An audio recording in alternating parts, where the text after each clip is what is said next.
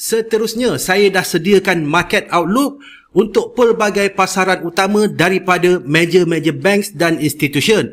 Kawan-kawan boleh download percuma untuk dijadikan panduan trade minggu ini. Untuk download, boleh refer di description di bawah video ini.